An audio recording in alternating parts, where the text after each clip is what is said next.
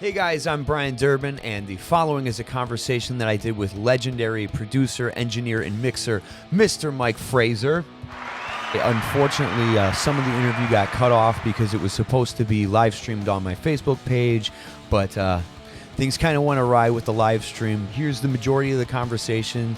We got plenty of great stuff about Aerosmith, AC/DC, all the great bands he's worked with, Poison, Blue Murder. We talked about it all, so it's a lot of fun. Can't wait for you to check it out. Thanks, Mike. All right, the first big record that you got called in to work on over there was the Loverboy album, was it not? Yes, exactly. Well, just before that, there's a band called Prism, and that's where Bob Rock and Bruce Fairbairn met. Bruce was in a band called Prism. He was a horn player. They got rid of the horns because they just wanted to do more rock stuff. Bruce was so involved with the band, he decided to produce them, did a record. Bob did the record. The Loverboy guys heard that. They said, okay, we want Bruce and Bob to do our record. So that was the first time Bruce, Bob, and I had hooked up on a record. It did some really good numbers down in the States, which up here in Canada was what you always want to try and do because you've got so much more population and record sales down there. So I think the first record hit 3 million or something like that. So it got a lot of attention going. That's what sort of started drawing in the Aerosmiths and the Bon Jovis, the Motleys, and all that stuff. So that was sort of like throwing a big chunk of bait in the ocean. And just like, oh yeah, sure, okay, we got a live one here. So yeah, that was it. Working for the weekend, man. Hell yeah. Now, you got called in the middle of the making of Permanent Vacation, is that right? No, I started that as the assistant engineer. Bob was engineering, and we are like a week into basic tracks, which is when you record all the bass and drums and all the sort of rhythm guitars. And he was in a band called the Paolas, and they got called out to do a 6-week tour, so he had to leave the record. And Bruce says, well, okay, well, that's cool. We'll just let Mike finish engineering it. So I went from assistant to the engineer. So when we finished recording the record, Bruce went away for 3 days to New York or something like that on a business trip. He says, when I'm gone, can you just, do quick rough mixes of all the songs? We'll send a demo reel out and find somebody to mix this record. So I'm like, okay. So I go in there the first weekend. I mix the first song. Steven and Joe come in and check it out. They're listening and they go, you're not really into this, are you? And I thought, oh, fuck, I fucked this up. They hate it. And I said, yeah. They said, no. They said, you don't want to do rough mixes. You want to mix this. They said, go for it. So we managed to get 3 songs mixed before Bruce came back. So he came back. He was pissed that I didn't mix the whole thing or do rough mixes, right? And Steve says, oh, yeah, Bruce, you got to check this out. And and so Bruce loved it. He says, oh, I think we found the mixer. So I kind of went from being the assistant engineer to the mixer engineer. So it was like a huge lucky break for me. And I always bless, Stephen and Joe for giving me that opportunity. That's so cool, man. Did you do, how much of the engineering did you get to be a part of during the album? All of it. All of it? So Yeah. what is the process of recording Joe Perry's guitar parts like? Well, he always likes to, he's got a million little amps, he doesn't, use the sort of the big Marshall setup or he's got a million little amps. I can't remember them all. This is a lot of years ago. But, we would sometimes do combinations of, he would plug into, say, his, a Gretsch through, like a Fender Twin or whatever. And then we'd add another one. You'd sort of with a splitter box, add another little amp for the crunch and all that. So he was always experimenting. And even while we're tracking it, he would start changing things up. We go, oh, okay, no, what happened to the sound? He goes, no, I like this better. And we'd go back and redo it with the sound. So he's a bit of a mad scientist tinkerer, but it was always awesome because he's got such a vibe and, he's so plugged into a higher level. And on Permanent Vacation, like they were fairly newly sober for the first time in their lives. So they're like kids in a candy store. They were having so much fun. They said this is the first record they could remember recording because all the past records, they would just kind of play, throw the headphones on. Somebody says play, they play. And then at the end of the record, they'd be handed the record. Say, oh, here's your record. You know, so this is the first time they were really felt like they were really involved in it, and they had such fun. And you know, Bruce and I just pretty much let them, you know, let the reel out and let them do their thing. You know, Bruce is really good at you know, keeping track of time, so not a lot of time was wasted. So he'd, you know, reel it in a bit, but he give him enough rope to just be totally creative, and that was to me the magic of the 80s. Like the budgets were pretty substantial and, you know, pretty good, so you could go in and experiment in the studio. Nowadays you can't do that. You got to know exactly what you're doing. You're like, okay, we got 5 hours today to do this, and that's all I can afford. And then, you know, it's crazy. But back then we had a little bit more leeway to just, you know, let these guys just go and get creative and have fun. Yeah, do you remember like ballpark what the budget on either of those two albums might have been? I don't and remember what the end result. I would say it's multiple hundreds of thousands for sure. Yeah. Yeah. Yeah, 'cause I have friends that were in bands around that time period with albums that weren't even nearly as big that were making, you know, $600,000 records and stuff. So it's Yeah. crazy for some like me who is normally making music off of a laptop or whatever. Yeah. It's crazy for me to think that like, yeah, half a million, a million could be spent recording and stuff. But you know, that's And then in the 80s, you know, you sort of had the some of the bands would, you know, do the drug thing. So it's like, oh, let's put another couple reels of tape on the budget, and you know, then the dealer would show up, and that would be your, yeah, a lot of that went on too. that's I can But only you know, I imagine. mean, the bands weren't given that money. It was um, fronted, so Okay. the bands had to sell and recoup it. So it wasn't like, you know, it wasn't like they would say, "Oh man, they got given $500,000 to the record band. I could do that." Well, they were loaned $500,000, and you had to pay that back. So you know, we could still do that today if you sold enough to pay back $500,000. Yeah, So maybe Taylor Swift, not me. yeah, yeah, yeah. The reason I ask about Joe Perry specifically is like the guitars, like I'm such a dork for this stuff. I'll literally listen to isolated tracks from Pump and Permanent Vacation and stuff, and I'll listen to like the guitar parts, and they're super tight. And but I know Joe Perry's like a really chaotic guitar player, and you know he's really loose and off the cuff. Like how did you and Bruce get structure out of him and make those guitars so tight? Well, you know, I seem to remember a lot of that record. Not that we recorded it live, but you know, everybody was out playing it live when we tracked it, and then we would come in and do fix-ups and then some overdubs and replace things. But the magic I felt with Aerosmith was not only the writing of Steven and Joe, who are both just opposite maniacs. They're just they're both and so creative. Then you've got, you know, Brad uh Whitford on guitar, and he is such an accomplished guitar player. Like he was playing chords that I'd even, you know, he said, oh yeah, well that's the D7 diminished whatever. Like what the fuck is that? Like I only know A D G, you know. But he was awesome. So he actually really holds that fort down. Him and Joey and Tom on the bass hold that fort down. So then Joe can just be his crazy. Not that he's a sloppy player; he's a really good player, but he's wild with it, you know, and Yeah. he doesn't have to worry too much about the structure of it. He just goes with it, and so that's the magic with Steven and Joe being crazy, but the band holds it all together, and then it ends up being this great thing. So, you know, and again, Joe was sober and really having a good time, so he played his ass off on both those records that I did with him. Now, was there like a conscious effort to kind of fit in with some of like the 80s guitar players and all the flashy stuff that was going on then?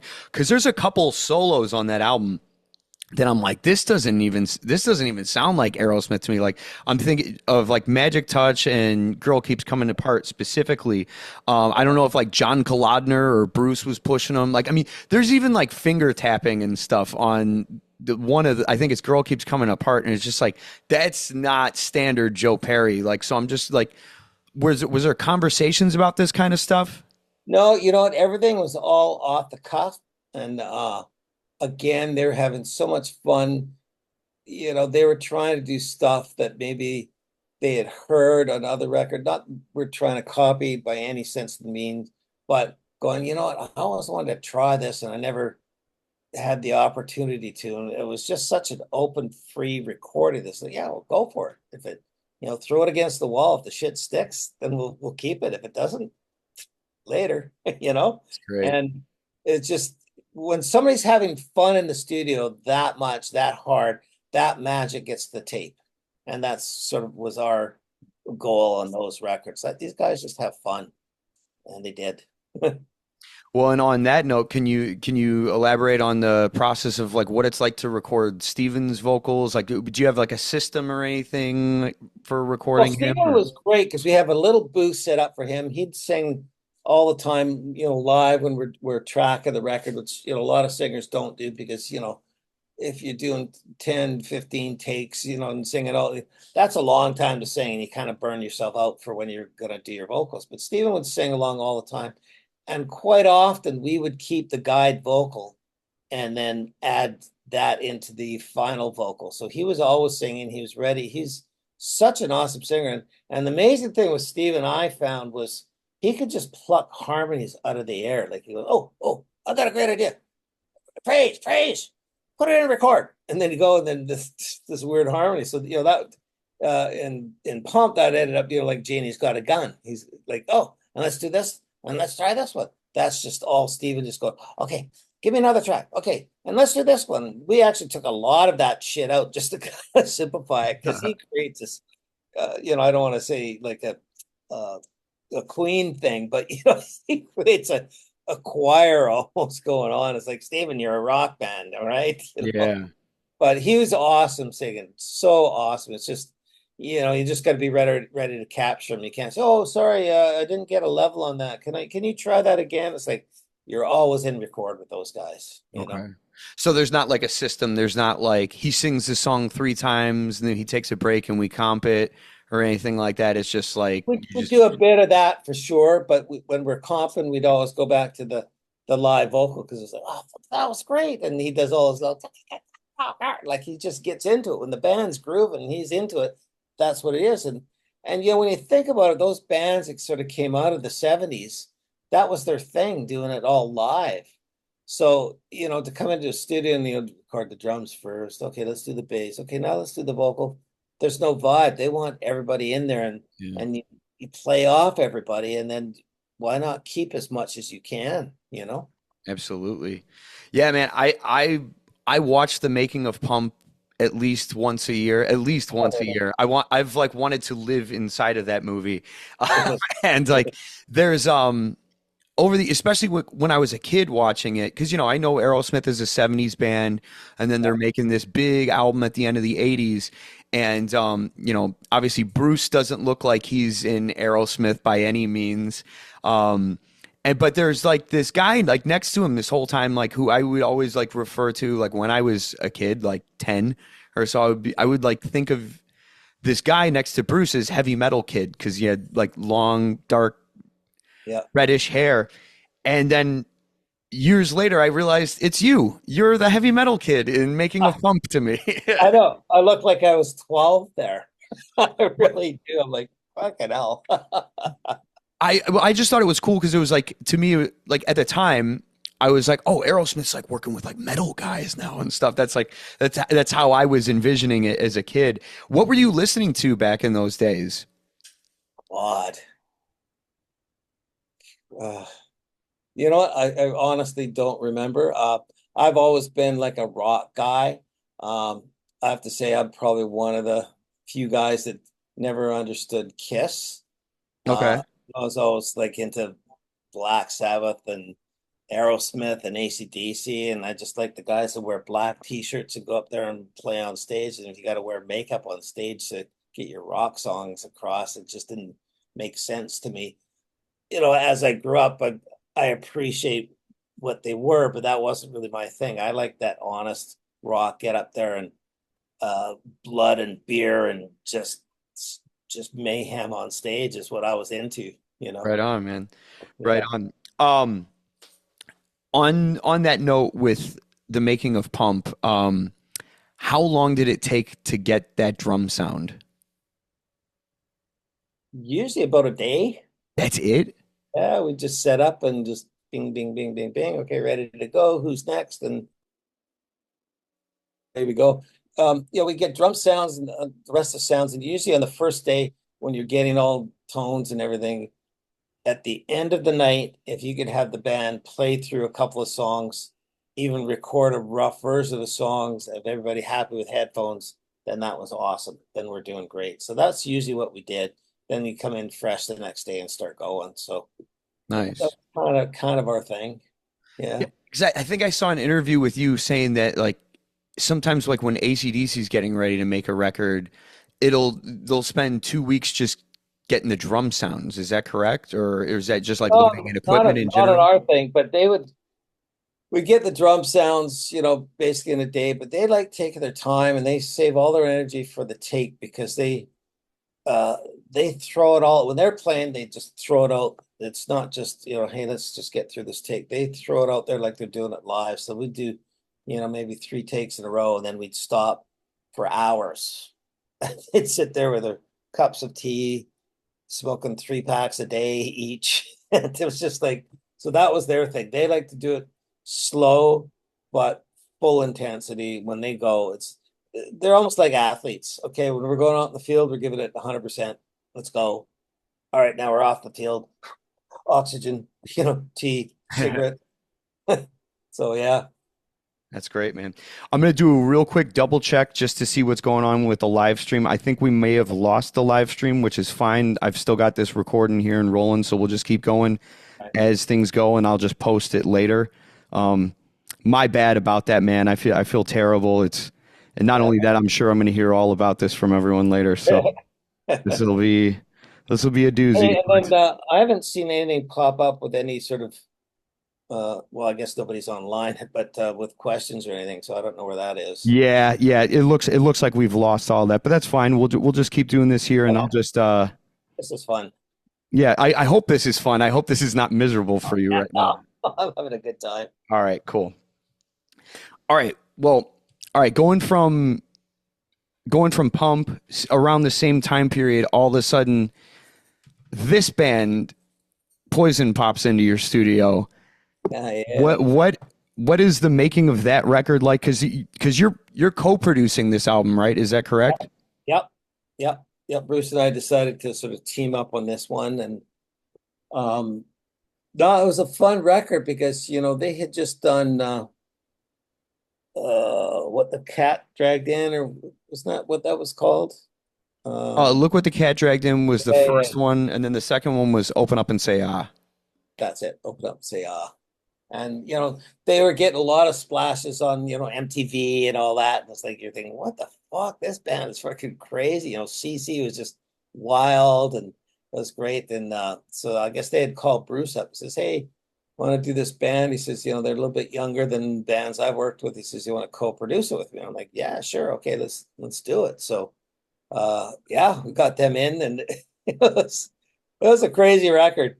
I bet Yeah. people forget like what a big album that actually was. Like it was number 2 on the Billboard charts. It went triple platinum in the United States. Yeah. Voted album of the year in Circus Magazine, Metal Edge Magazine. How is it different being Bruce's co-producer as opposed to being his engineer or his mixing engineer? Well, it wasn't a lot different because, when Bruce and I, or Bruce Bob and I, or whatever, when we work together, we're all a team anyways. Being a producer, Bruce is very structured, and he comes in, his day is like this. Okay, today we're doing this, we're doing this. If he says, okay, at 5 o'clock, let's do some guitar solos, guy would come in, whoever the band was, and if they're fiddling around and still trying to learn something, he would give them maybe half an hour and say, okay, that's it. We'll move on to something else. Go back to the hotel, figure out your parts. We'll do it tomorrow. On to the next. So he was always very structured that way. I'm a little more looser. And then I don't mind spending hours after after the fact. So, I'll do my 14-hour days where Bruce is basically I think it was, noon to 8 or 9, and he'd be gone, and we'd stay the night and do more work, kind of thing was kind of our thing. So that sort of was Bruce and I's team. I'd stay and do stuff, let the band experiment. Let's try this, try that. But you get good stuff, but you waste a lot of time. Yeah, I can only imagine.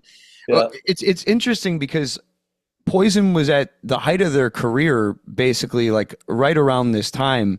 yeah, Um, and it's funny because like Aerosmith reaches out to Bruce Fairbairn, or I don't even know how the reaching out begins with any of those yeah, situations really, but they're trying to get success in a new era in front of a new audience, like the Bon Jovi crowd, kind of a thing like that. But Poison's already killing it at that yeah, time period, so it's interesting to see them try to they're still emulating Aerosmith even when they're in their heyday because there's all those like cinematic tracks on the album and stuff. Just like, yeah. um, what was the deal with all of those? Like on Permanent Vacation, Pump, and Flesh and Blood. Like Bruce, like really seems to love these like cinematic, like the thing before the other side on Pump, and there's like Swamp Juice Solo or whatever it's called on Flesh and Blood. And um, Yeah. I what's the get deal with that all? where Bruce liked to stretch out, because he was a musician himself, and he loves all that stuff. He loves making rock music, I guess, theatrical. I didn't work on the Bon Jovi stuff, but you look at Slippery When Wet and all that stuff. It's very theatrical and was made, those records were almost made for live. So when you do those records live, they're huge, and that's what made those bands huge because that's what drove records then was live MTV. You could do a great live video. I saw a thing with Doc McGee talking about their thing with Bon Jovi, and the big thing with that is MTV was just starting out. He knew one of the guys in MTV. They were talking about the format and how you're going to do it, and a lot of the videos that were coming out is the bass player would be the cab driver, and then the guitar player had the girlfriend. They pick, and everybody's being actors, and they're like, well, this is stupid because guys are not actors. It's just this is stupid. Let's just have them play live, and it's almost like an advertisement for the live show. So that's was the Bon Jovi approach, and that worked pretty good. So that was, sort of, the Poison thing and all that. It's like, come and see the show, man. The show is where it's at. Let's make the songs that we can kick ass live, make a great video, and come and see the show. And Right that's on. for rock. It's a no-brainer. You're not actors. We're not trying to make a movie here. It's not gonna be art, it's rock. Yeah.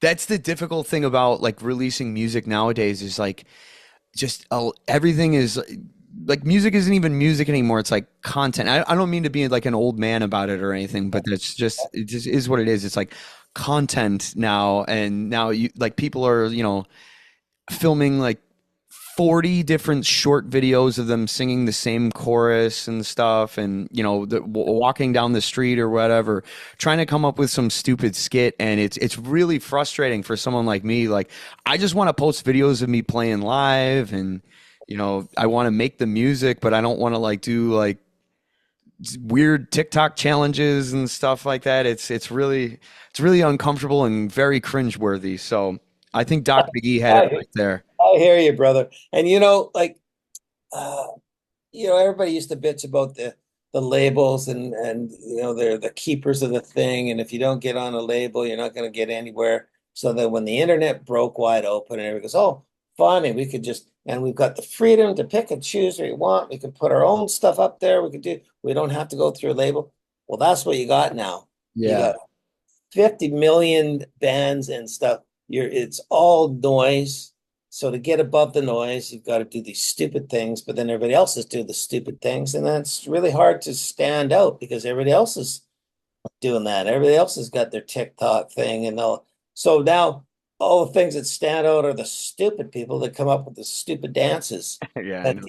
you know and stupid stunts. And it's like And the music is like, oh, hey, I love this song. Oh, and then look at that. Like, you don't get this giant fan base anymore because there's just so much content that it was, overindulged kind of. It's really tough.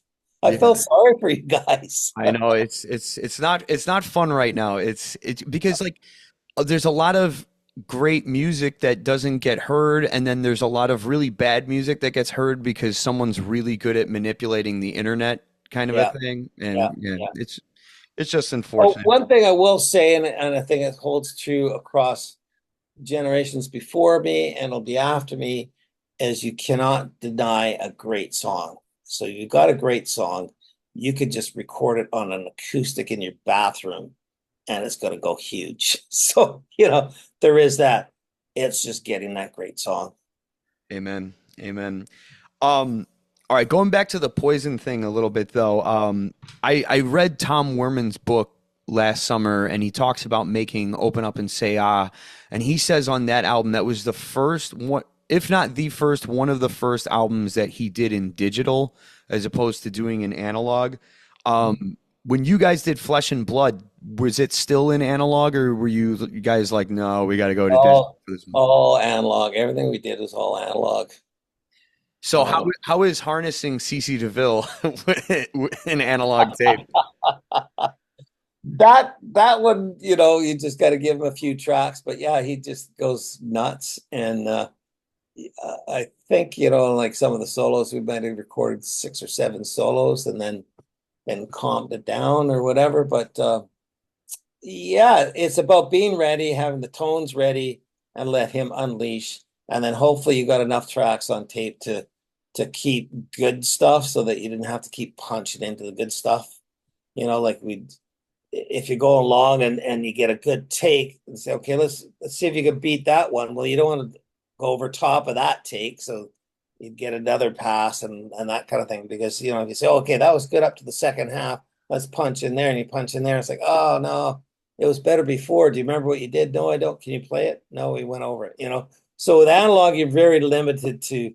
You got to be careful. But with CC, give him a few tracks, and it was always awesome. Yeah, I love CC. He gets a lot of flack for his guitar playing, but I think he writes some of the most memorable guitar solos from that time period. Yeah. And it's just, sometimes he was just a little too partied out and a little too frantic or whatever, especially in certain live situations. But I love the guy. He And was so much fun to work with. He was like having Sam Kinison hanging out in the studio. Hey, Frankie, thanks, come on, man. It's just he was on 10 the whole time. It was awesome. I can imagine that's amazing and also probably pretty fatiguing from time to time as I well. think Bruce got fatigued with it. Me, I think I was I don't know, mid or late 20s when I was doing that. It was fun. Yeah. Yeah. And the way they do their writing credits, they have every single member of the band equal four-way split on all of their songs. But like, can you maybe like divulge like who really at the end of the day is bringing the main song structure in from that band? Is it Cece? Is it Brett? Is Bobby Dahl pulling them out? Like what's going on there? Like how Well, are to the be songs honest, coming? because most of that was done before I got involved. I think Bruce did a lot of sort of pre-pro with him before we had sort of decided to do it together. But from what I remember, I think CC and Brett were kind of the main writers, Okay. but Bobby would definitely have input on the song and say, "Hey, well, this and that," or "I want to do this." And same with Ricky, he would write his own drum thing. So that's why the band says, "Hey, we don't care who came up with the melody, who came up with that. As a band, we wrote the song." So that's, I think testament to sort of Brett and CC saying, "Hey, you guys got equal credits and that." But everybody would put their 2 bits in for sure. Yeah, definitely my favorite of the Poison albums. Was that a typical like 6 to 8 weeks of tracking and 2 weeks of mixing? Yeah, yeah, Okay. exactly. Yeah. Awesome, man. Well, speaking of mixing, can can you tell me about like the transition? Because obviously, like when the '90s came, there was very clearly a big backlash to this type of music. How did you have to change your approach as a mix engineer for the work that you did in the 90s? Well, it didn't really change because, as a mix engineer, I'm there to blend the components of a song together to present it. And I don't believe I have my own sound.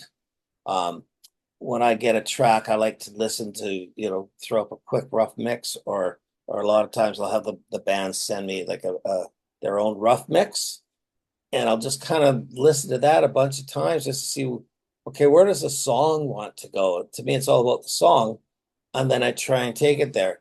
After doing this for so long, sometimes the confusing thing is just like sometimes I'll feel like, oh yeah, the song just needs to be really, bone dry and in your face and really punchy. And then I'll send, sort of the first draft mix off, and then they're like, oh no, where's all the reverb and all the plate and the delays? We want, production. Like, oh, okay. Well, so there's various ways to do this song. And sometimes, yeah, I get it wrong off the top because it's like, or I put all the delay and reverb on. It says, no, this is going to be really dry and in your face. So, really, it really depends on what the band wants, but for me, it's what the song needs. So for sure, when we're doing all this 80s stuff, and then all of a sudden the grunge hit, it was like, whoa. I think I had just finished doing Coverdale Page, and that was a huge. It came out huge. I think it broke all records of how many songs got added on radio on the first day of release, and all. And it was huge. They decided not to tour, so that sort of put a thing. But really, at the end of the day, I think Nirvana, or one of those guys had just come out, and it was just everybody's going, "Oh yeah, great! Oh, thanks, Jimmy. Okay, what?" Yeah. And the bottom just changed, and it was funny because up here in Vancouver, sort of through the 80s and into the early 90s, things were pumping up here. Like it was the strip bars were crazy, the all the live bars were crazy, the studios were crazy. Like it was just bang, bang, bang, bang, bang. And then when that hit, it's almost like everything just shut down. You could hear crickets almost going, and it all slid down to Seattle. It Yeah. was the weirdest thing. It was almost like a physical thing just went. Um, Random note, are any of those famous strip bars still open? Yeah, number 5 is still around. All right. All Yeah. right. Brandy is still around. Yeah, there's a few left. There, Most of them long gone. there's a famous skit on Family Guy with like Bill Maher singing about how amazing Canadian strip clubs are. So it's not even just these 80s and 90s rock bands. It goes all the way to Seth MacFarlane, Family Guy, and politics. And Oh, so sweet. they've really they've really got the quite the reputation there. Awesome. When you're mixing, do you have a team that works with you, or is it just all you these days? Well, I always have a team. I have an assistant and a runner and all that stuff, and they're definitely support staff and help me. But when I'm mixing that, I do it all myself. I don't even really like having band guys there. It's just better if I can just kind of do my thing and then present it to the band fresh, because they're not sitting there all day with me listening to me, tweak kick drums and snare drums. They can sort of hear the overall thing. So, oh, that sounds great. Can I have a little bit more guitar? Hey, could the vocal be a little louder? So it's great to have after 8 or 10 hours, a fresh set of ears. But yeah, I'm kind of hang out there by myself. Me and my dog. Hell yeah. You bring your dog to the armory? Hell yeah, dude. That's She got there. amazing. Yeah. That's awesome. Do you do anything to take care of your hearing? What's that? You do any No, but when I mix, I'm mostly like super, super low, and that's why I don't really like anybody around, because any walking into the studio or any movement, it's just sort of distracting. I sort of get into I don't go into a trance, but I just really get focused, and it's always super low. I'll crank it, first thing in the morning, and I'll crank it towards the end of the day, but most of the day I'm super, super quiet. So Okay. yeah, Has your hearing changed over the years? probably. Okay. Probably. I know, I can't remember if it was Bob Rock or somebody had talked about, as we get on, and he says, oh yeah, he says, He said, I went to, do a hearing test or what. He says, have you ever done a hearing test? And I said, no. He says, don't. Because he says, I can still hear, but when they look at the charts, say, oh yeah, your 4K is down a couple of dB. He says, then mentally you start hearing that and you go, oh yeah, maybe I should add some. So it gets into your head that, oh, maybe I'm missing the 4K or like, but I think hearing's relative. Yeah, my band, we all play with in-ear monitors and stuff, and every time you go get a new set, you always have to get a hearing test over at this place. And before 2020, I had had a little hearing damage, and then when the pandemic hit and things kind of started to open up a bit again, I got my ears redone and had to have all the hearing tests again. My hearing had actually improved from the previous time, so I guess for me, there was some positive to COVID, and it was Nice. I mean, I'm Yeah. sure I've obliterated it since then, but Well, I feel sorry for all the sort of the bands back in the day because nobody had even, no, there's no such thing as in-ears. Like I know so many drummers that are completely deaf from their cymbals, and then like say guitar players, oh no hearing in the right ear because that's the side of the drum. Like it's this mostly it was the cymbals. I know the all the PA and the filler were loud, but it's mostly the cymbals, those high frequencies and those years playing in the clubs. Like I just can't imagine. how did you get to the point of being able to mix a song a day? That seems impossible from my standpoint currently, but Yeah, how are that's you just doing? kind of what we did. It was probably, through Bob and Bruce, like, or and then also growing up, the same with Bob Clearmountain grew up, his started doing jingles. So, he recorded it in the morning, overdubbed in the afternoon and mixed it by 5 o'clock. It had to be out and on the airwaves. So, we all had that ingrained in us. So, when you get in the morning, like, if you can't mix a song in the day, there's something wrong with the song Yeah. because really all you're doing is blending. Problem is nowadays, though, is the way people record because we're not on analog and limited to the amount of tracks. I mean, there's some Pro Tools sessions I get that are like, 98 and 120 tracks. Well, to sift through all those and balance all those things and make them interwork with what the artist was thinking takes you more than a day to do that. So those ones are hard to do in a day. But if you get a session that's say under 64 tracks, piece of cake. Drums that get that going, and once the song gets pumping, it's like, oh, there we go. So yeah, it's a day. Yeah, what's like the ideal track count for you? 48. 48? Okay. Yeah, that's what our maximum analog was, and that's what I was used to. Though I have to say, analog was slow mixing because you do one pass. Okay, it was maybe under 48 tracks. Well, then you'd have to hit rewind and wait a couple minutes for the whole tape to rewind. Like with digital, you could just stop playing. It's right there, right? Um, this is a really random question for you, but just speaking from experience, knowing a lot of different producers, just musicians in general, a lot of producers have some sort of like vice or crutch that helps them like just get through the monotony of the studio sometimes, whether it's like cigarettes, whether it's smoking pot, cans of Coke. I have like way too many energy drinks in a day to kind of keep me going. Nice. It doesn't necessarily have to be anything major, but do you have anything that like you're like I got it. I don't know if it's coffee, like what do you got anything like that? I smoke and I take lots of little breaks. So I'll work for, I don't know, sometimes, 10 or 15 minutes, stop, go up, have a quick puff, back in, because, you can't smoke in the studio anymore. So it's great. I can get my ears out of there, go outside, stand, have a smoke for a second, come back in. Oh yeah, okay. So I do a lot of those. Though I only smoke half a pack a day, so it's only like a couple of puffs All just right.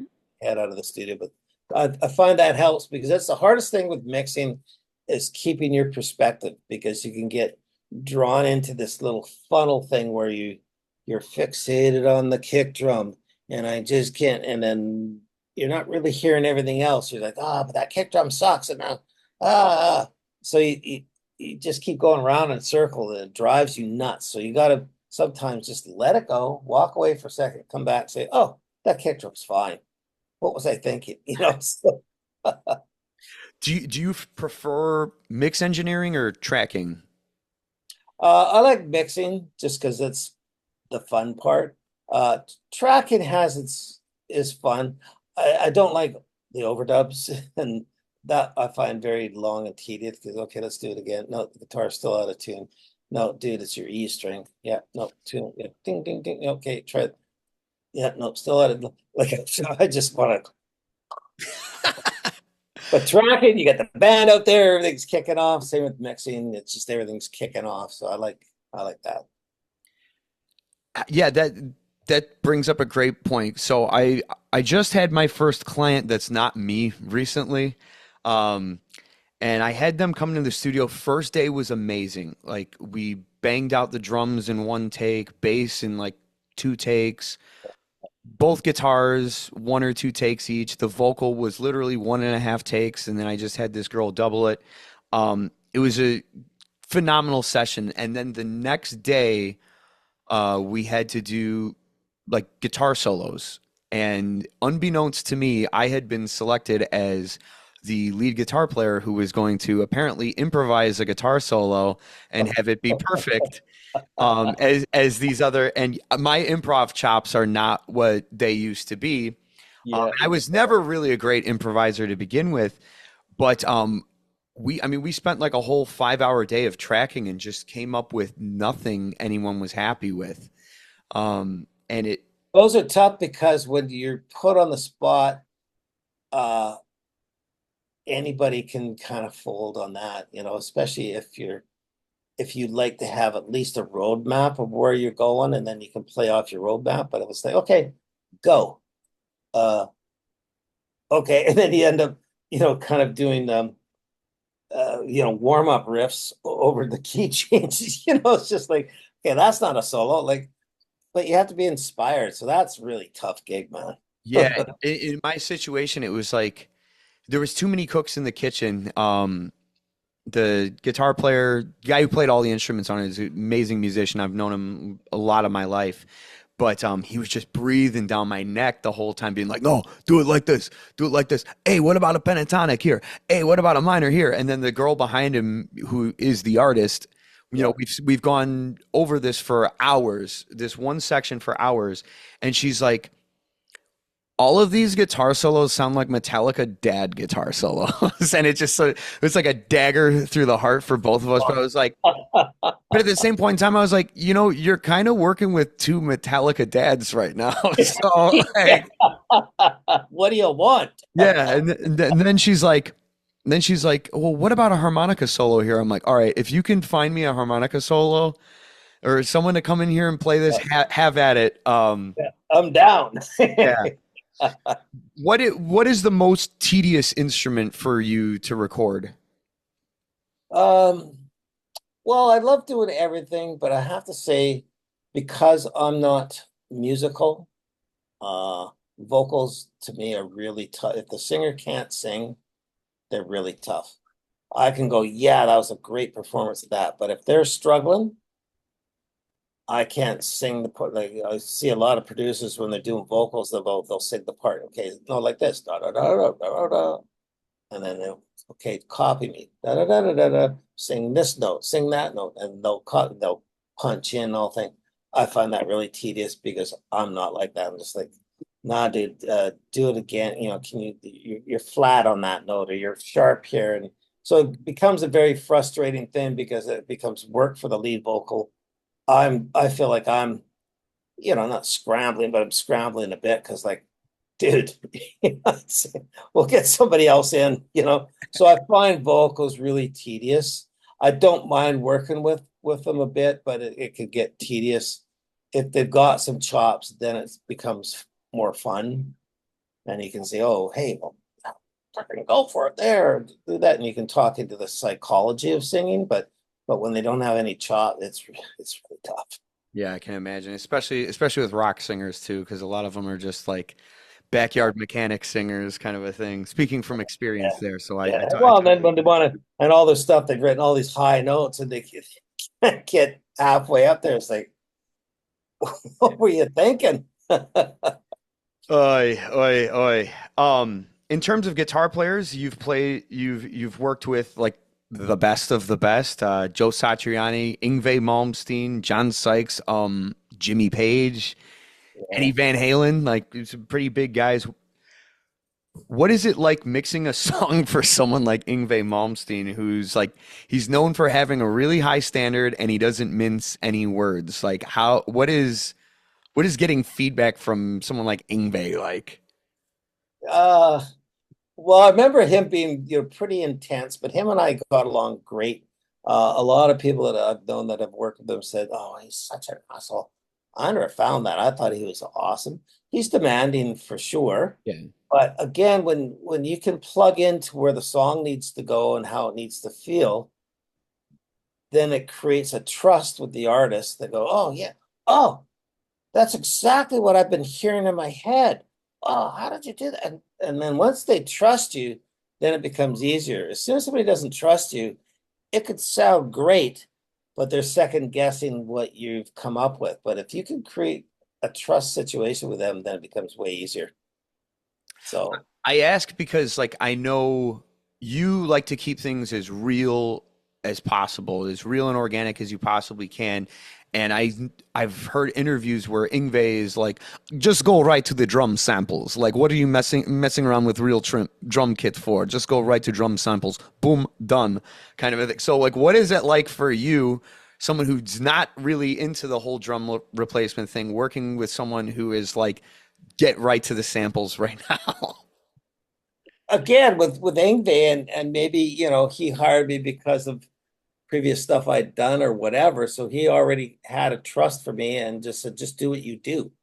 Um, the only rub I had with him was quite often he wanted me to come and work at his home studio in Florida, which I like working on an SSL console. That's just what I know and how I work best.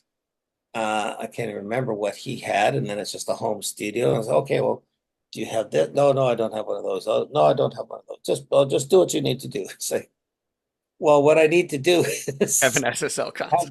well, it's like, hey, Ingve, how about if I tell you, hey, can you do all your stuff on a Les Paul? Yeah, Like, oh, I don't play that. Well, I don't play this, but that's how he wanted to do it. He wanted to do it in his house, and that was always a weird thing too, because then then he'd disappear and like, well, where? Oh, he's gone to the store in one of his Ferraris, and he'll be back in a couple hours. It's like, okay, I guess I'm hanging out in his house for a couple hours. It's just weird. That was the only weird thing, but he'd let me have total freedom, and we had a lot of fun doing his stuff. that's cool, man. How are you doing on time, by the way? I feel so bad. I'm like all thrown off from the technical difficulties we had Still earlier. daylight here, and the dog doesn't need walking for another hour, so we're good. All right, cool. Yeah, I'll just keep rolling for a little bit then, if, as long as you're okay. Because Okay, I told you 45 minutes to an hour, and we're already over an hour of your time. So I don't want to be a dick. So brother, it's all good. all right, all right. Um, I had a friend message me. He wanted to know what it was like to mix "Balance" by Van Halen. Ah, yeah. Well, that was cool. That record, I started doing that record. I hooked up with Eddie and the boys and was doing pre-pro with them at 5150 Oh wow. and recording all the pre-pro stuff and then getting all these songs together. And they were saying, "Oh yeah, this is great. Okay, cool. Hey, we just need, get a producer for this." So I hooked them up with Bruce Fairburn. And I said, "Oh, awesome. Okay, so we're all going to do the record together." I was off doing some other record. Bruce got involved, and then he goes, "Oh yeah, well, we need to start this right now." And I said, "Well, I can't leave my record." So they ended up recording the whole record on their own. But Eddie says, "No, no, praise." He says, "You got to mix this thing." So I mixed it. So I already kind of known the songs, But yeah, Do you remember like what kind of mics were used for Eddie's guitar? not with the recording. I don't. Okay, Yeah, yeah, yeah. yeah. I've heard that he just uses an SM57 before, and I'm like, that's insane. Maybe, but I know he at that time in his life he liked using his stereo rig, so everything was stereo. Okay. And while we're doing the pre-pro, what's that guy's name? Dutch guy had finally fixed his original um, Marshall. So he got his original, the first two records were done on, and like, oh fuck, Eddie, this is great, because that's why he switched sounds. He blew up his amp and just like, so he started playing with sounds and came up with a more stereo thing, right? So we plug it in and did it. Fucking, it sounded fucking insane. It was awesome. I'm like, oh, let's do this. He goes, yeah, no, I like what we got. So it was more to the stereo sound thing. So cool. Right on. A friend of mine will absolutely kill me if I don't ask you anything about the Blue Murder records that you did. Yeah. Any cool John Sykes stories or anything? John is a monster, was a monster. Oh John yeah. was awesome. Met him. We did the White Snake record, the big one. That's where I met John. He came up. I was assisting on it with a guy named Mike Stone, and did the whole thing at Little Mountain. Then David went back to Miami to do the vocals. But because it was all on analog, he erased a bunch of John's guitars to put his vocals on and then sent the tapes back to John. And he says, okay, we'll put your solos back on. And John goes, I already did them. He says, what'd you do? He says, oh, we needed the tracks. So big fight, big fight. So that's why Adrian Vandenberg and that are credited with some of the solos, because some of the songs John refused to do. Anyway, so that's how I met John. So he had hooked up with me and Bob Rocket there, because Bob was working on something there as well. So he said, "Oh fuck, I love you guys. You guys are awesome." So brought the crew to Vancouver to do the Blue Murder record, and that was freaking awesome for a three-piece band. Holy crap! I mean, I still love that record, and I don't know why it wasn't bigger than what it was, but I've worked down the States many, many times since then, and go to any bar and it's always playing, or at that time anyways, it was always playing on a jukebox. I'm like, why wasn't this a huge record? Like everybody loves this record, Yeah. but never sold. That's so cool, man. Um, all right, complete shift here. You engineered Iowa by Slipknot, is that correct? I did. It's a particularly brutal album, my friend.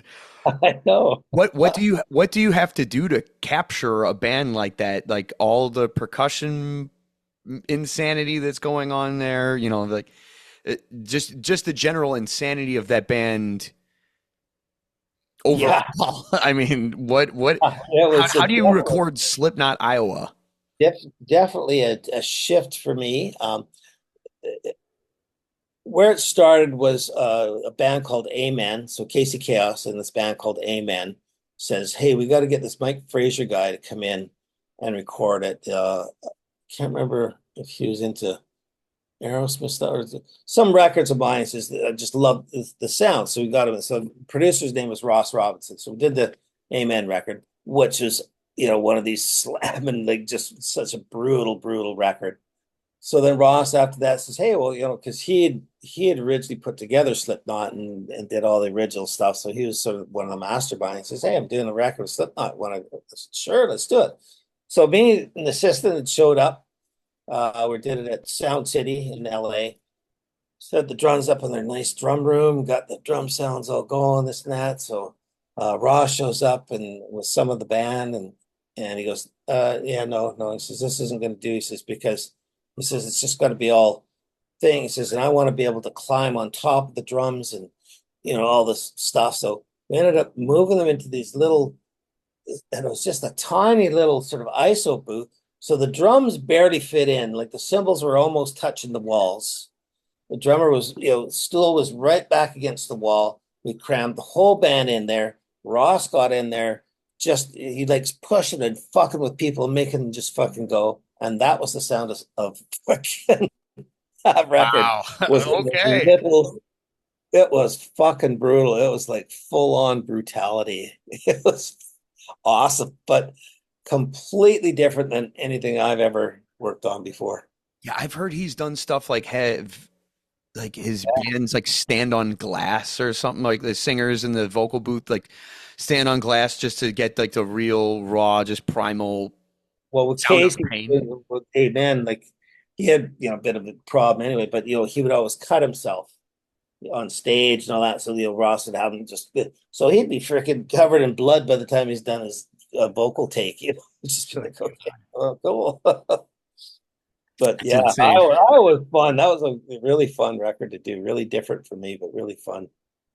I remember when that album came out, and it was just sheer terror coming out of my speakers. It's just, and now I know that it was in fact sheer terror in the studio as well. That's Exactly.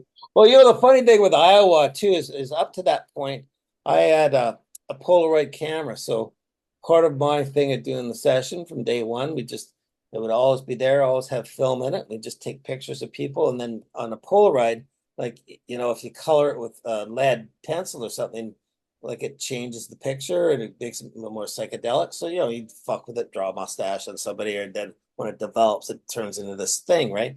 So then you put all the pictures up on a wall, and by the end of the record, you sort of had this wall of shame, like whatever was going on in the session. Oh fuck, I remember that. Remember he put his pants down when we did that one. Look at his ass, and just stupid, funny pictures. And then give the whole big sheet or whatever to the band after as a memento kind of thing. Started doing that with Slipknot, and they go, yeah, no, no pictures, nothing without our mask. I'm like, well, dude, it's for you guys. It's just fun for us. No, nope. Wasn't allowed to have anything with the camera in the studio. I'm yeah, like, that's what? right, because they were really strict with that. I forgot about that. Yeah. I Now, not remember. so much, but yeah, back then it was just like, dudes, nothing's leaving this studio. Like, if you trust me to record your music and not put it out there, I'm not putting your face out there. Like, yeah. So that was kind of a bummer to me, but whatever. I remember being a kid in like junior high school when their first two albums came out. And yeah, everyone was wondering. I'm sure it was just like Kiss in the 70s. Everyone was wondering what they looked like and stuff. Yeah, And, yeah, there were pictures that were real of them without their makeup. I mean, not makeup, without the masks on. And then there were pictures that were fake. And so there was this whole mystique about yeah, that band. Where for a 12-year-old, that was like, I ate that shit up, man. I was all about it. So. yeah, for sure. All right. One of the reasons I chose to contact you for my song was not only did you mix engineer some of my favorite albums of all time, but you're still putting out killer music, dude. I mean, like you haven't skipped a beat, and a lot of guys from different generations either don't evolve, or you can clearly tell they like lost their imagination or lost their passion and stuff. Um, but you since the new millennium, you've worked at Buck Cherry, Hinder, Airbourne, The Wild. There's this newer band that I saw you were working with called the Mercury Riots. Is it Yeah, yeah, yeah, yeah. They're, seems like kind of an Aerosmith thing. Do you get what is like the number one request that you get from a band asking you to mix them? Are they like, I want my record to sound like Pump, or do you get people being like, I want my record to sound like Black Ice? Like what are people going to you for? well, a little bit like that, but probably a lot like you. Uh, like all this and this and this record you did. I just would love to have you mix my stuff. So there's not really like this needs to sound like Pump or this needs to sound like that. It's just like, I like the vibe you inject into records. So that's what a lot of these or most of these bands are like, for sure. It's just, hey, just do your thing, and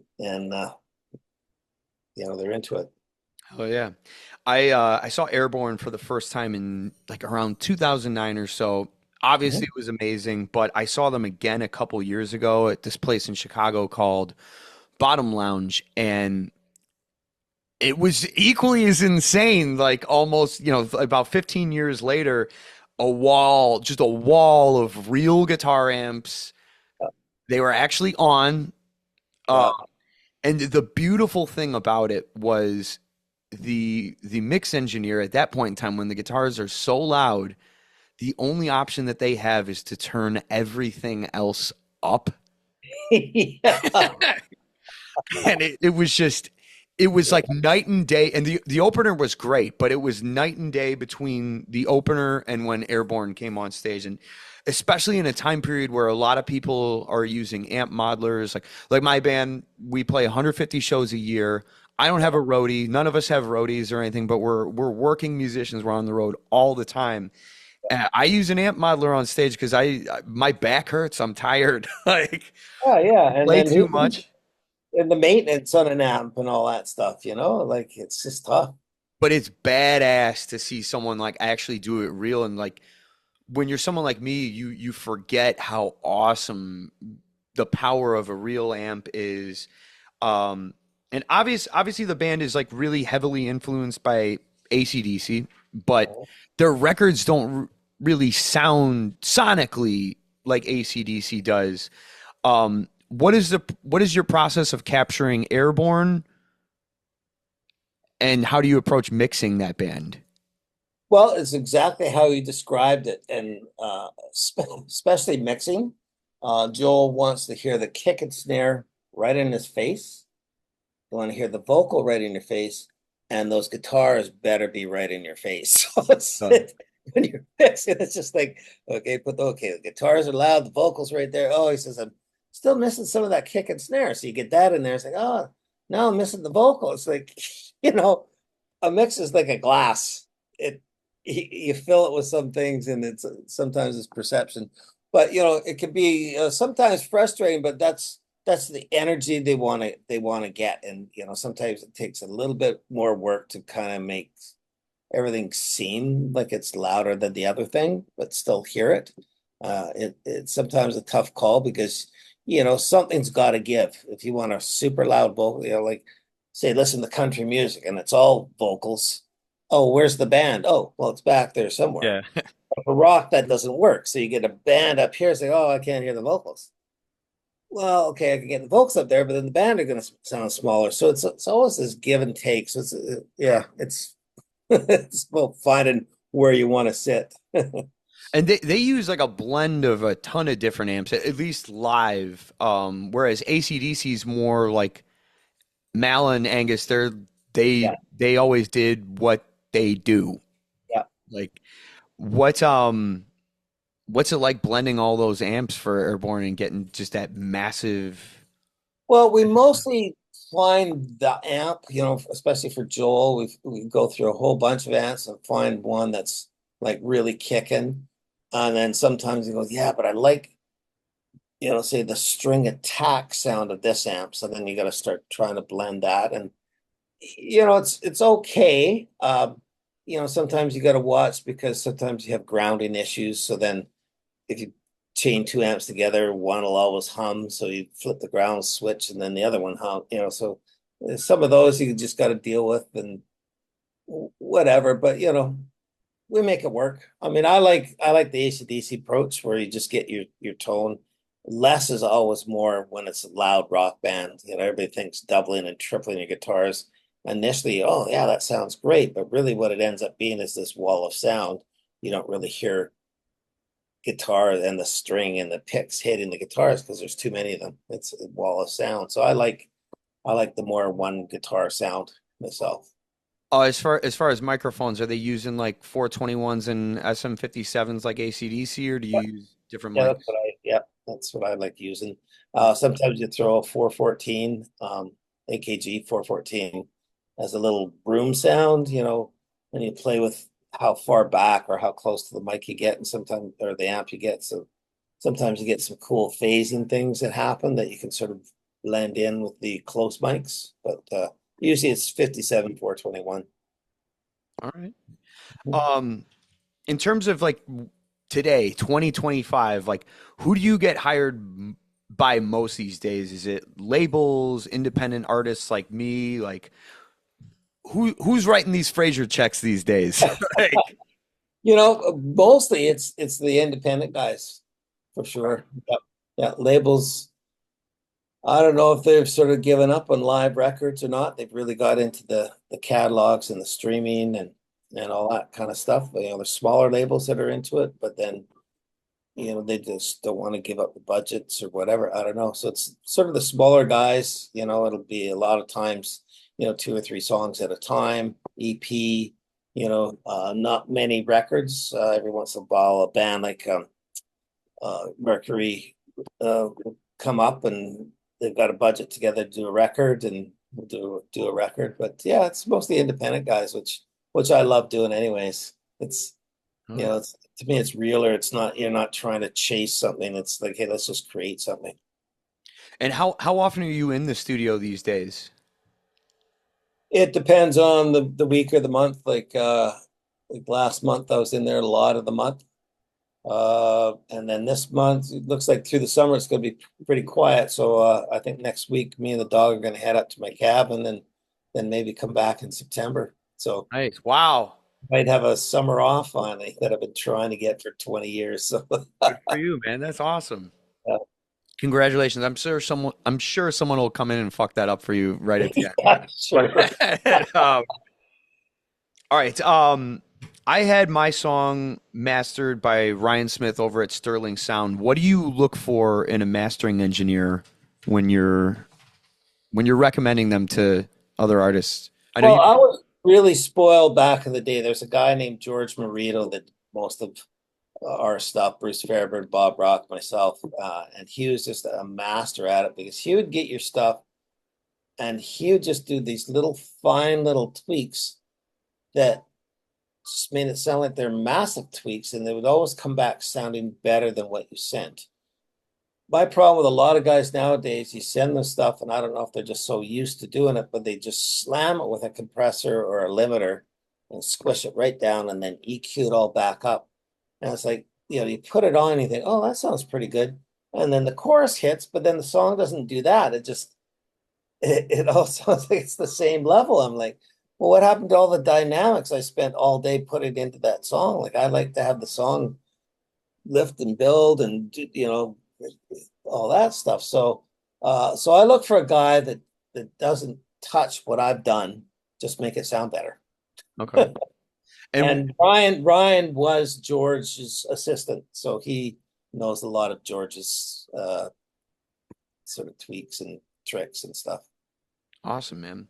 And then I saw in an interview you basically only mix on NS10s. Do you do any like checks? Like, do you listen to it on your phone really quick? Do you go out to a car or anything like that, or is it just the I, NS10s? I used to take it out to my car, and then depending on the car, sometimes it would really fuck you up because you take it to the car and think, oh fuck, there's no bottom.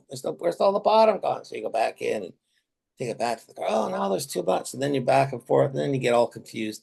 I just know the NS10 so well. I know how when I got a certain volume, how far those those woofers are popping out. Like, okay, there's lots of bottom there. This will be good.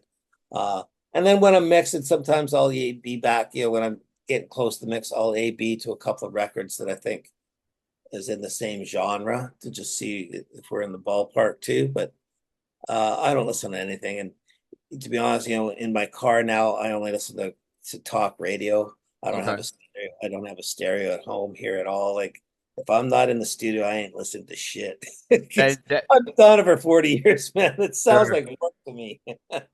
That's funny. That was my very next question is like your life off stage. Are you listening to music, podcasts, radio? But yeah, I know that it's definitely not music now. Yeah. It's like me, like I grew up loving like 80s hard rock and 80s hair metal, and now I've been in an 80s hair metal tribute band for the past 10 years. And when I'm not playing, now it's like I'm like fatigued from, I do 150 shows a year playing Motley Crue and Poison and Guns N' Roses and stuff to where when I'm not listening to, when I'm not playing, I'm listening to Rick James or Prince or something like that. Yeah, Or, yeah, yeah. Well, I um, still love music, and I quite like some bluegrass. Like I used to like old country. I don't like the new country, but I like some bluegrass stuff. But only because I still love music, but it's different from what I'm doing. Like, when you get home from touring or whatever, the first thing you're not throwing on is "Kickstart My Heart." You yeah, know, and it's could be anything else, but yeah. Yeah, that one I will say like I am pretty much always in the mood for Kickstart My Heart. But okay. that's like the one of the mega hits. Like pour some Figured I'd pick that one. Yeah, pour some sugar on me. Like if I hear that, like I love playing that one on stage. But if pour some sugar on me comes on, I'm like skip. yeah, yeah, yeah, yeah. No disrespect to Def Leppard, but yeah, Oh, just sure. Yeah. I've lived that song enough. There's a chance that I may have performed that song live more times than they have at this point in time. Well, like recently on this last leg, AC/DC just came to Vancouver, and a bunch of friends of mine went, and everybody's, oh, well, I guess you're at the show for sure. You'd be at the show. I said, dude, I was the farthest away. I said, you didn't go to the show? I said, why? I said, I've worked on so many records with them. I've recorded so much live of them. It's like going to work, but I've got to pay for parking and deal with the crowds after the show. Why would I do that? Do you go to any shows anymore, or are you just like, no? Barely, because I live an hour out of town. There's not a lot out where I'm at. So if I got to see a show, I got to go drive downtown. And it's like, I'm not doing an hour plus drive just to go see a band. Like, why? It's like going to work and not getting Yeah. paid. Yeah, I hear that. So, So if you're listening to talk, what are you listening to? Like, what is going in Mike Fraser's ears these days?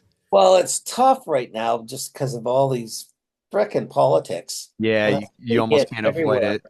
You get the Trumpsters, you get the other side, you get this and that, you get the Canadian point of view, you get the American point of view, you get this. It's just like, okay, I don't want any point of view. You guys just fix it. Get it right.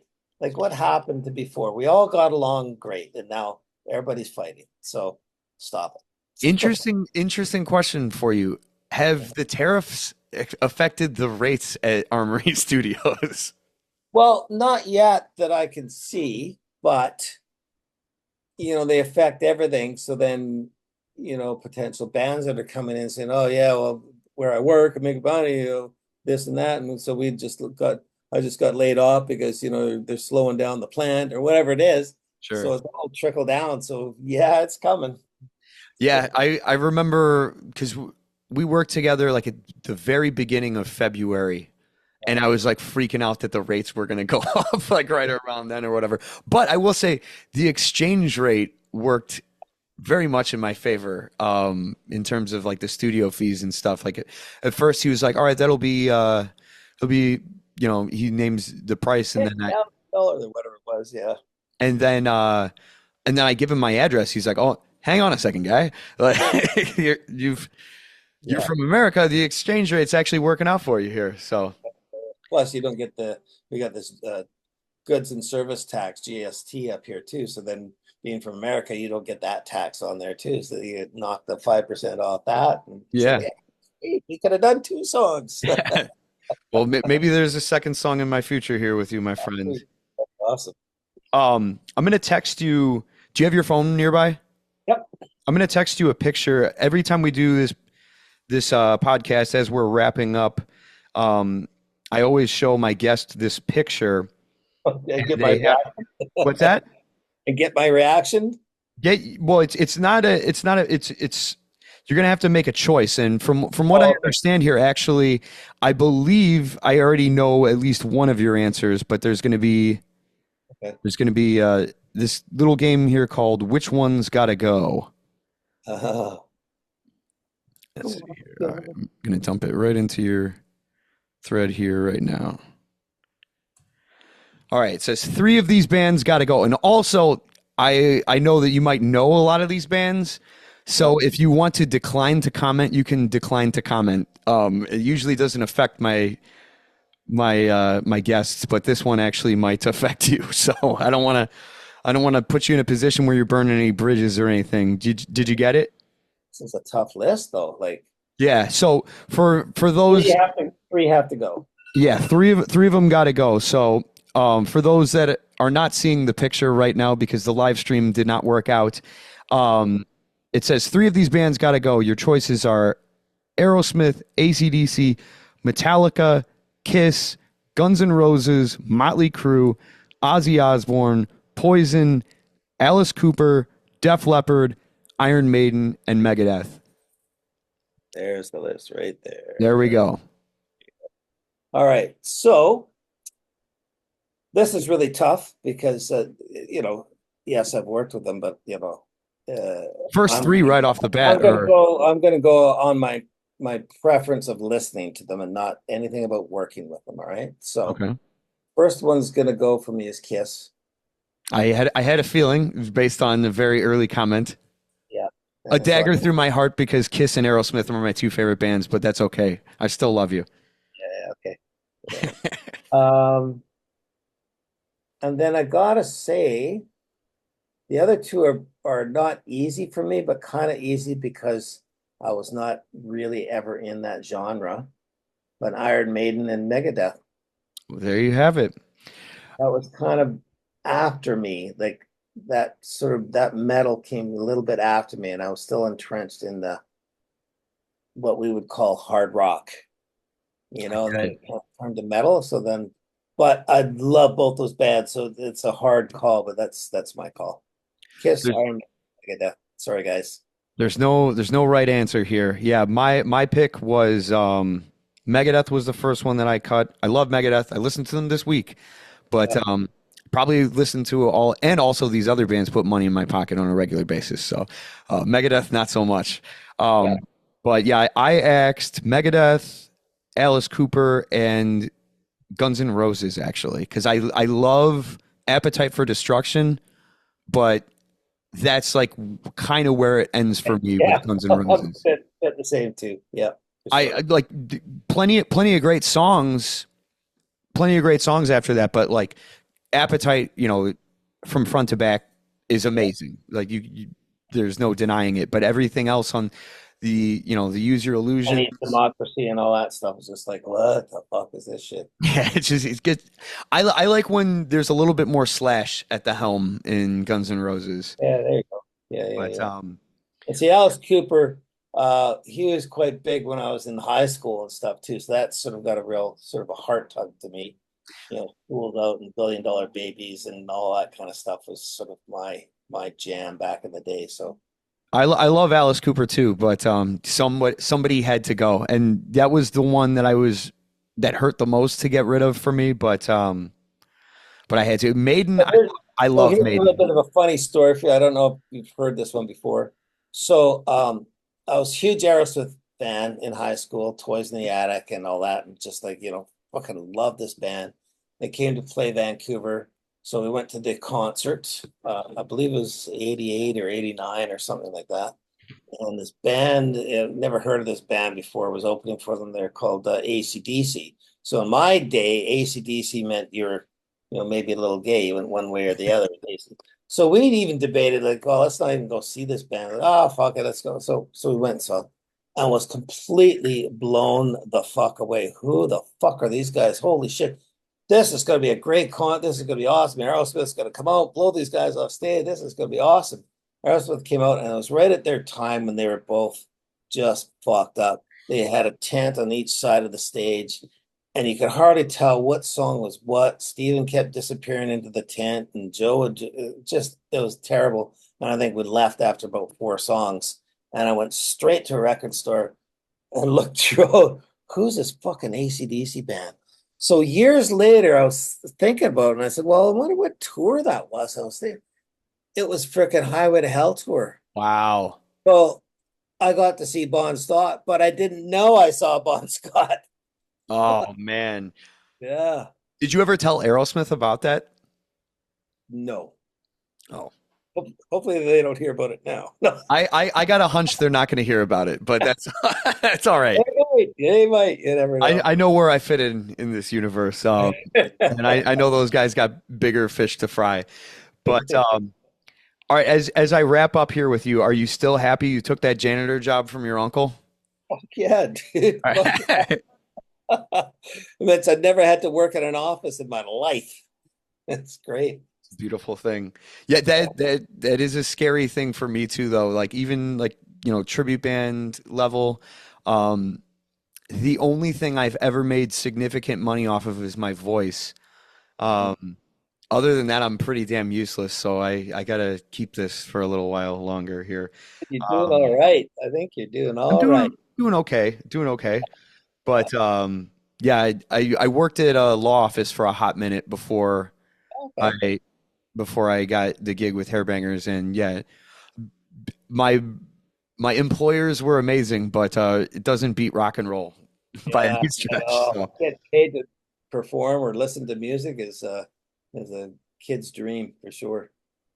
well, dude, I can't thank you enough for doing this with me. I hope you had fun. Fine. I hope Awesome, man. I had a great time.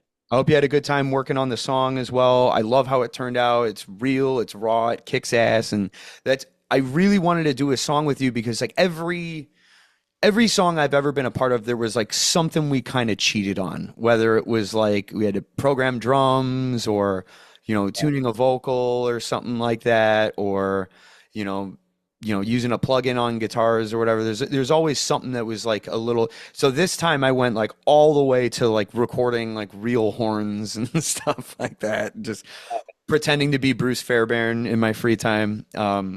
But yeah, it was a lot of fun. I hope you liked doing it too. And again, thanks so much for doing this with me. And I hope to do another one with you at some point in time, man. That would be great. And in some respects, too bad we didn't do this before we did your song, because it's really great to get to know you now and phase to the voice and all that kind of stuff. Because we just sort of briefly met over the internet, Yeah, just email, and then here, can you mix my song? And then away we went. So now we've got a better feel for each other, and I hope we do some more stuff together. That would be a lot of fun, Brian. that'd be awesome, man. I'd love it. Again, man, thanks so much. Have a great time with your dog. Okay, we'll do. Yeah. And yeah, I hope you make it to the cabin this summer, my man. I hope Oh, you make it to the we're going cabin. up there for sure. For sure. Yeah. Awesome, man. Will you take care of yourself? And then I'm sure I'll be talking to you sometime soon. Yeah. And I'm sorry your live thing didn't quite work out, but I'm Yeah, sure yeah. the recorded This thing is will be just fine. Yeah. one of my many public humiliations. It just rolls right off of me at this point in time, so I'm totally okay with it. But I'm gonna get on there now, explain myself, and then I'll release this video as soon as I figure out how to edit. That's the thing too, is like I do this lives because I'm lazy and I don't like editing stuff. And now I just riled up a bunch of people to watch this Yeah. Yeah. podcast, and now, Yeah, you like I got said, I've been humiliated worse. So it. Well, it sounds like you got a long night ahead of you. So, yeah, yep, indeed. all All right, right, man. brother. Take Thanks, care of man. yourself. Yeah. Okay. See you soon. Bye-bye.